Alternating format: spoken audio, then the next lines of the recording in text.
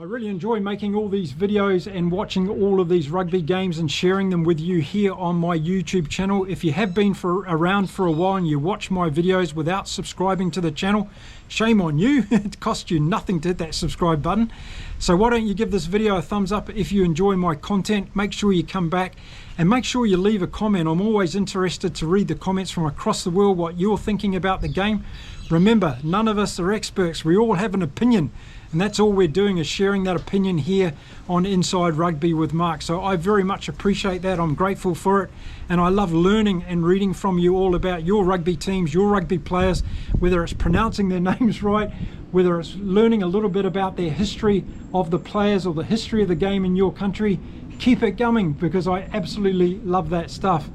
G'day everyone, welcome to Inside Rugby with Mark. I'm sitting here in my beautiful favourite park on a Sunday morning here in Cancun in Mexico after what has been an incredible weekend of rugby union across the world. Some amazing test matches, lots to talk about, but in this video I'm going to talk about the Springboks against Italy as played at Loftus Versfeld in Pretoria yesterday, and what an interesting game it was. So in this video I'm going to give you my in-depth analysis to the game.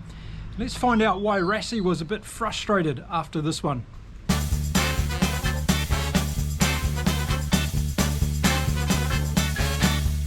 Now just a quick one, if you're new to the channel, my name is Mark. I'm a retired Kiwi bloke who lives here in beautiful Cancun, Mexico. I'm a huge rugby fan.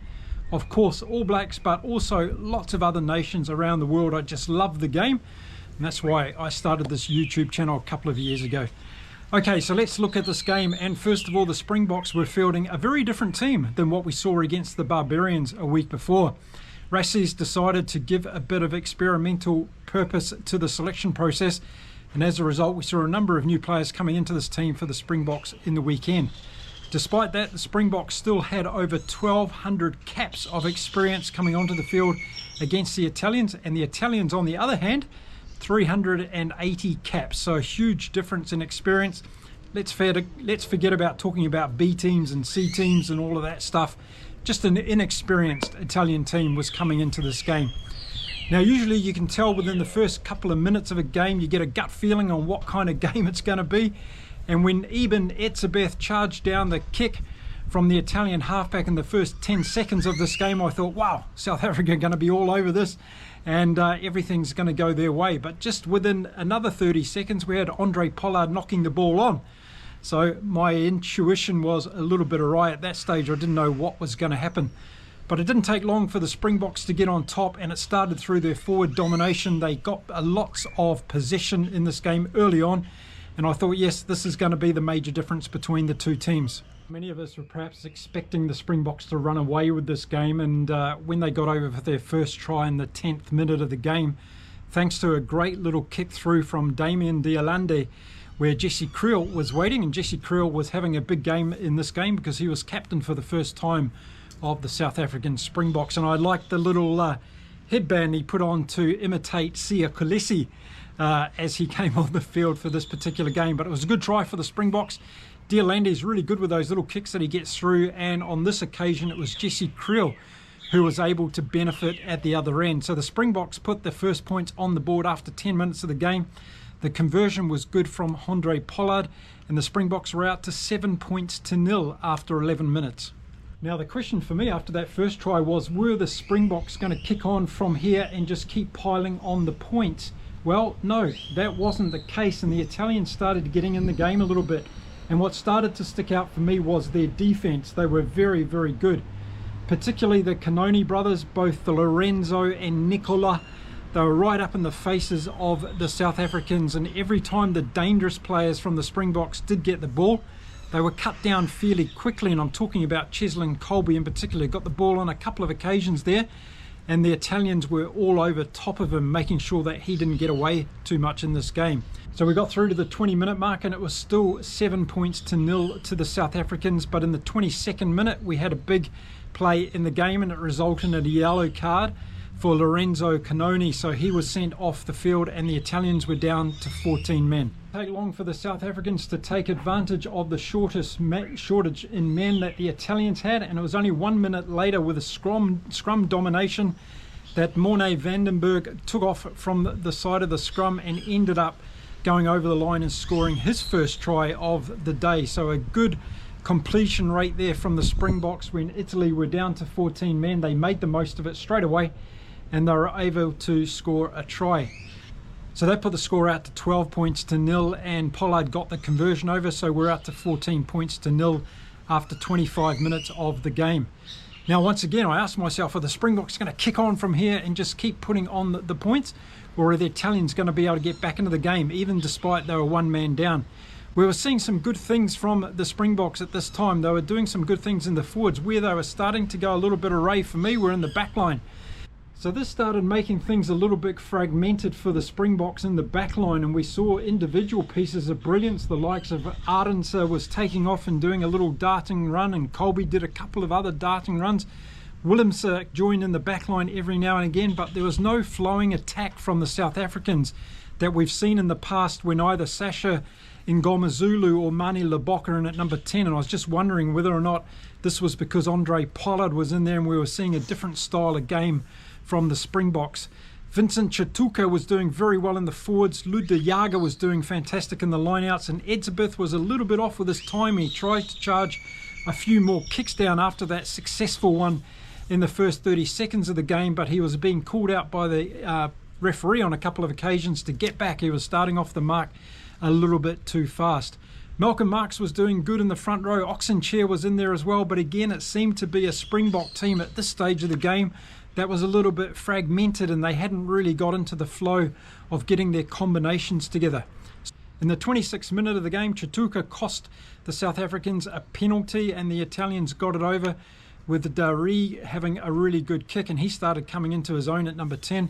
Hadn't seen this guy play at all any rugby before, but he was starting to really build into this game, not only in the kicking department but also in the offloading department, and making some good decisions around kicking during the game. So that was a good period of the game for Italy. They were able to put their first points on the board and stop the Springboks from getting away anymore at that stage of the game. It was 14 points to 3 after 27 minutes of the game. Now we got to the 30-minute mark, and I thought this is going to be a very important part of the game for Italy. Down 14-3, were they going to be able to keep the Springboks out before half-time? If the Springboks got in again, they were going to push that scoreboard out, give themselves a lot of confidence, and probably run away with this game very, very easy. So in the 30th minute, it was a little bit disappointing to see the Italian defence open up so easily, but it was a little bit of magical brilliance from Kurt-Lee Ardenser, who did a beautiful run up through the middle, got through the Italian defence, which was a little bit soft, I must say, at this stage, and he went over for what was a brilliant individual try. It was another one of those things that came out of nothing for the Springboks. It wasn't because there was a fantastic backline move from the Springboks. It was Ardenser seeing a gap, going for it and taking the opportunity. Pretty much what we saw from the first try from Morne Vandenberg. But Arendse went over for his 19th try and his 25th cap for the Springboks. It was a brilliant piece of individual work from Ardense, and it put the Springboks further out on the scoreboard. So with a conversion that was good from Andre Pollard, the Springboks were all of a sudden out to 21 points to 3 after 31 minutes. And then in the next 5 minutes of the game, the worst thing that could happen for Italy happened. We saw another try from the Springboks, and it was that man Morne Vandenberg again who went over from his halfback position, pretty much similar to what the first try was actually. Off a great forward drive, he got the ball not so far out from the Italian line and darted over untouched more or less to get his second try of the game. So this really put the momentum into the Springboks in the last 10 minutes of that first half. They were able to score those 2 tries, and it really gave the Italian tiring defence something to be worried about, and they would have been happy that half-time was upon them. So that made the score 26-3 with a kick to come. Pollard made no mistake of that one, right by the post. So it was 28-3 at half-time, and the Springboks would have been fairly happy. I think when they went to half-time, Rassie would have said, look guys, now we've got a bit of a platform, we've got the scoreboard in our control, we can go out there and we can really nail this home in the second half. With the bomb squad coming on in the second half, there was a lot of high expectations around the rugby world that the Springboks were going to open this game really up and score a lot of tries in the second half. For their part in the game in the first half, I thought the Italians did well. They held the Springboks in the first 20 minutes or so. They showed their intent through some very big defence, and that was an impressive part of their game. And as I said, those players in the forwards in particular, the Canoni brothers, were doing very, very well. Not only the Canoni brothers that were doing well, Izzy-Kor, the number 7, was doing some great work as well. Zuliani was good, and we also saw some great work in the front row from Ferrari in particular, and Fischetti. So the Italians weren't letting themselves down too much. I think after the first 20 minutes, I would have thought the Springboks would have had a lot more on the board. They didn't.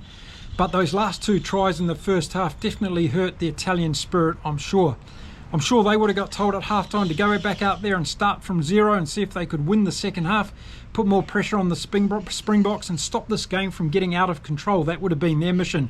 Rassie would have been looking for more fluidity in the game, combinations coming together, some of the simple handling errors that were letting the Springboks down in that first half, and also to see a little bit more flow into the game. It was very fragmented as far as their back play was concerned. And as I said, there was a lot of individual brilliant runs in that first half, but there was no flowing backline moves, or not many of them to speak of, from the Springboks. So 28-3 at half-time, the second half got underway, and as is always usual in any rugby game at this level, that first few minutes of the second half tends to set the scene, doesn't it? And boy, did we see something brilliant to kick off the second half. It was Damian Willemse beating about 8 players as he danced through the Italian team. Absolutely brilliant. And then just a few seconds later, we saw Vincent Chatuka go over for a try, but it ended up being disallowed. So that was a little bit unfortunate for the Springboks after some really great work and build-up heading into that phase of play. A brilliant run from Willemse, that's what he's capable of. We've missed that over the last couple of years. Back of that brilliant run from Damian Willemse, we saw Vincent Chatuka go over for a try, or was it? No, it wasn't. It was unfortunately ruled out because Oxenchair had got in the way and obstructed a player from the Italian side in the defensive pattern, and that try was ruled out. So I'm wondering whether Oxenchair will give a piece of his cake to Vincent Chatuka after the game, because he stopped him from getting his first official international try in rugby. Of course, he scored one against the Barbarians that doesn't count officially, but Oxenchair was a little bit too quick in getting in the way of the Italian defence on that occasion. But it was a brilliant period of play for the first couple of minutes in the second half from the Springboks, and it really showed their intent. And then the Italians fought back. Yes, in the 45th minute of the game, they got a penalty. They put the kick down in the corner, and then they started a series of pick and go through the forwards. That was very, very effective, and they got closer and closer to the Springboks line. And finally, Zuliani went over in a dive for the Italian team. So a very, very good try to Italy. They played it very well. They kept ball in hand. They went pick and go. They put the pressure on the South Africans. They got their body height absolutely right as they drove forward towards the line, and that man Zuliani went over for a well-deserved try, I thought, to Italy at that stage of the game.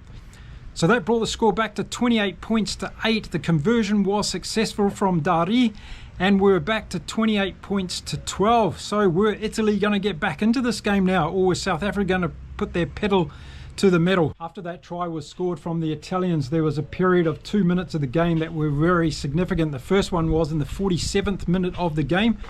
Rassie pulled the parachute cord and brought on the bomb squad, and everybody thought, well, this was going to be the time of the game where things were changed. The South Africans were going to take it up another level, and they were going to dominate the Italians with their power, strength and freshness over the last 35 minutes of this game. But unfortunately, 1 minute later, we saw a very bad injury to one of the Italian players. It was their number 8, Lorenzo Canoni, who'd been playing very well, except for the yellow card he'd got.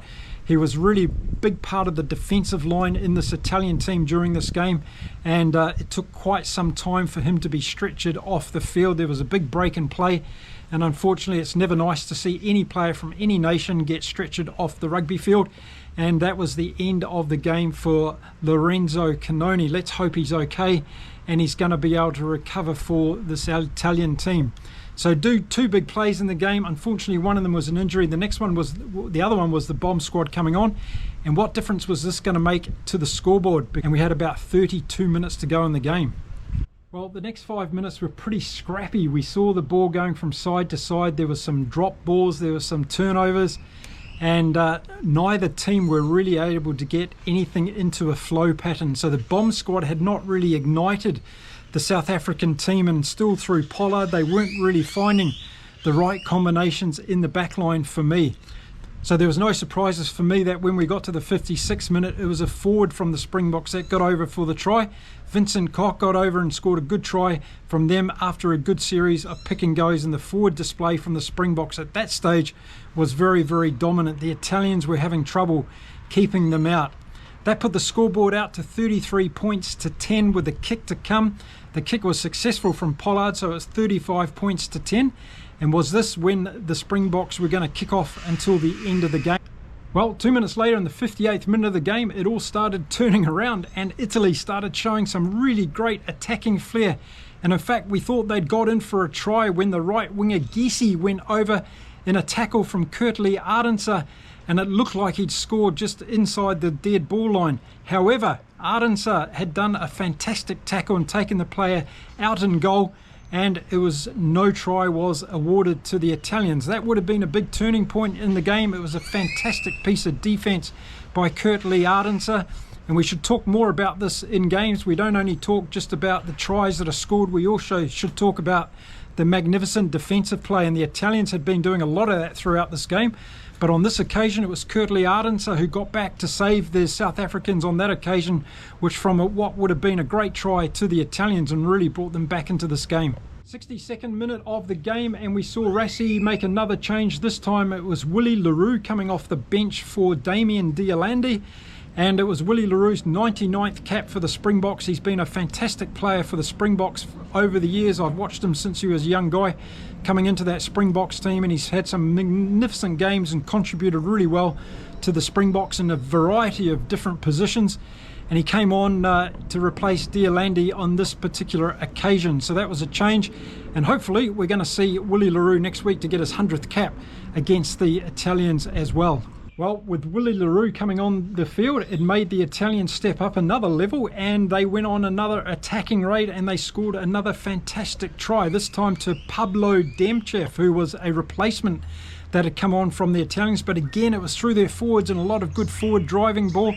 They held the ball in their hands, they got short passes away, they kept their body height low, and they finally went over and cracked the South African defence again. This brought the score back to 35 points to 15. The kick from Dari was successful, 35-17. Were the Italians going to come back into this game? It was looking like it in the last 20 minutes. So just a couple of minutes later, it was Italy again that used the same strategy, and this time it was Niccolò Coloni that went over for another forward try to the Italian. And this was starting to be an interesting game. The Italians were coming back in this game. Don't forget, at half-time they were down 28 points to 3. With this latest try, it brought them back to 35-22 with a kick to come. Dari was successful again, and it was 35-24. The South Africans in the crowd were getting a little bit quieter, and Rassie was showing a little bit of frustration sitting up on the bench as he saw a lot of the things that the Springboks were doing was not coming to fruition in terms of points on the board. We got to the last 10 minutes of the game, and it was going to be very interesting. If the Italians were able to score again now, then it was going to really put the pressure on the Springboks. But Springboks, being the world champions, they were able to find something. In the 73rd minute, we saw Marco van Staden go over for a good try to the box, and they just kept putting the pressure on and started mounting the pressure on the Italian defence.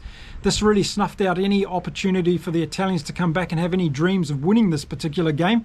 But it was a good reversal of form for the Springboks after Italy had scored a couple of quick tries, put them under a lot of pressure, and were winning on the scoreboard in the second half, exactly what the Italian coach would have been looking for.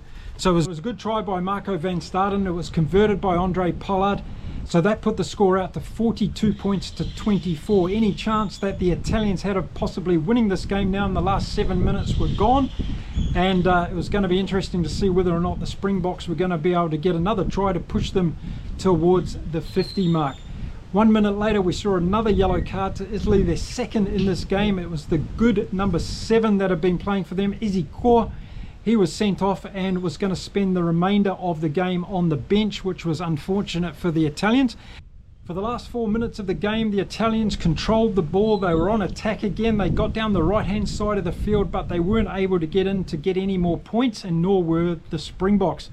So we had the final score on the scoreboard at Loftus Versfeld. It read 42 points to the Springboks, 24 to Italy.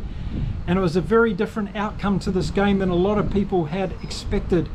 The very inexperienced Italian team had done themselves some good favours, I think. They'd shown their passion and determination in defence. They played a great defensive game at times throughout this game, and then on the couple of occasions they let in a couple of soft tries where some of the individual brilliance from the Springboks, like Kurtley Ardenser and in particular Morne Vandenberg, were able to get in for those particular 3 tries that those 2 players scored between them, and that really made the big difference in this game.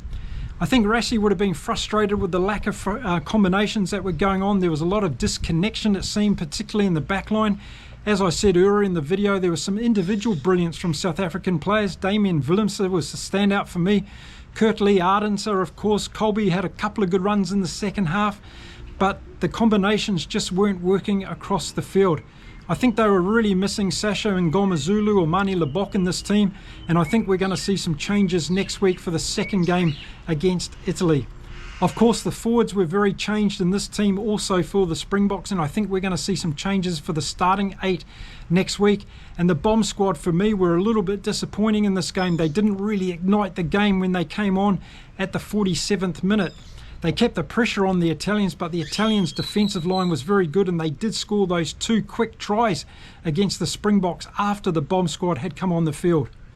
Ludwig Jager was good as far as I was concerned in the lineouts. Etzebeth had an okay game, and I thought Malcolm Marks did pretty well up front as well. Oxenchair had a good game, but again the Springboks forwards weren't as dominant after the first 20 or 25 minutes as I thought they were going to be. It seemed as though as the Italians got into the game, they got to deal with the power and the struggles that the Springboks were putting towards them. And even though the Springboks were dominant in the scrums, it was the forwards across the field that made the difference for the Italians. Easy core for particular for me. The Canoni brothers and Zuliani were really good for this Italian team, and they gave as much as they were given as far as the breakdowns were concerned in this particular game. So I think Rassie will go away this week, have a look at the selection. We'll probably see a different team come out against Italy next week, and that's what it's all about as we build up towards the 2027 Rugby World Cup. I love seeing teams experimenting with their players. I love seeing the Italians have sent an inexperienced team to South Africa to give their team an opportunity to play against the best team in the world. And you can see what happened yesterday in that particular game at Loftus Versfeld.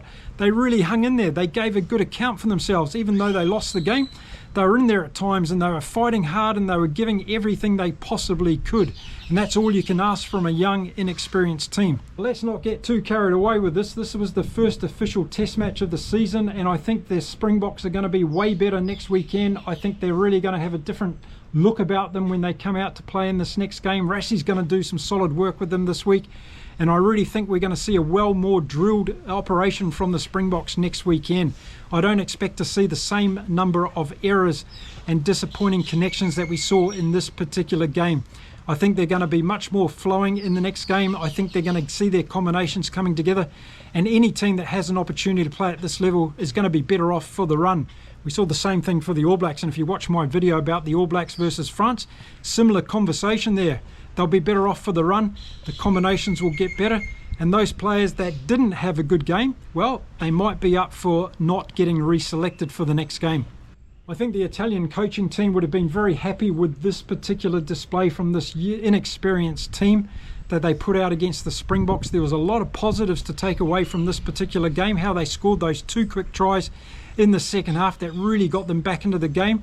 Some of the soft tries the South Africans scored will be looked at in their debrief session, I'm sure, and those are the things that you have to get right at the very top of World Rugby to win these games. So I think there's a lot of positives for the Italians to take away from this particular game, and I think the coaching team will reinforce that rather than getting too down on these guys, because they've got to turn around and back up again next weekend. So at the end of the day, it was a great win by the Springboks, 18-point victory over Italy. You've got to take every international win that you can get these days. They'll back up again next weekend when they take on the Italians again, and I can't wait for that game. I think it's going to be a really good one. So let me know in the comments who you thought were standouts for the South Africans. Who would you replace in next week's game against the Italians? Look forward to hearing or reading all of your comments about that. And let me know what you thought of the Italians as well. 380 caps in this team. I think they did a damn good job against the mighty Springboks in Pretoria yesterday. Really enjoy making all these videos and watching all of these rugby games and sharing them with you here on my YouTube channel. If you have been around for a while and you watch my videos without subscribing to the channel, shame on you. It costs you nothing to hit that subscribe button. So why don't you give this video a thumbs up if you enjoy my content. Make sure you come back and make sure you leave a comment. I'm always interested to read the comments from across the world, what you're thinking about the game. Remember, none of us are experts. We all have an opinion, and that's all we're doing is sharing that opinion here on Inside Rugby with Mark. So I very much appreciate that. I'm grateful for it, and I love learning and reading from you all about your rugby teams, your rugby players, whether it's pronouncing their names right, whether it's learning a little bit about their history of the players or the history of the game in your country. Keep it coming, because I absolutely love that stuff. Now I'll be back again soon with some more content. Until then, you stay safe, stay well, keep enjoying your rugby across the world, and it's time to say adios from beautiful Cancun in Mexico. Bye for now.